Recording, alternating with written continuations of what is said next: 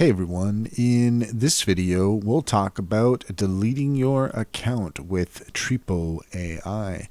In order to do so, first off we are at tripo3d.ai and here we are logged in. You can see this is what the page looks like when you're logged in, and we have a few options here to take a look at. But what I found is by going up to the top right hand corner where you have your account icon, there you can find the setting option.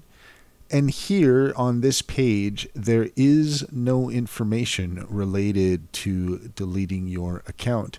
Doing a bit of a search, I found that in order to contact Tripo, I had to go to the home page. So basically by clicking here, let's see, we're going to just go back to the main page. Okay, and you can see here that you can click where it says Tripo, and when you do that, that opens up the first page before you sign in. Then from here, if you scroll down to the bottom, at the very bottom, you'll see the contact us option. We're going to go ahead and click on that, and that's going to bring you into your email where you can contact Tripo directly and you can request the deletion of your account.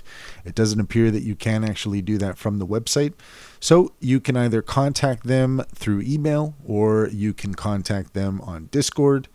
That might be the way to go as well. Let's just take a look here at what their contact options are. You can see that they have a Twitter, Medium, YouTube, and Discord. I would expect that Discord would be the best place to go if you want to try to contact somebody. Otherwise, sending them an email by clicking them on Contact Us on the main homepage. That's all there is to it. If you found this video helpful, please leave a comment and like and subscribe for more helpful tips.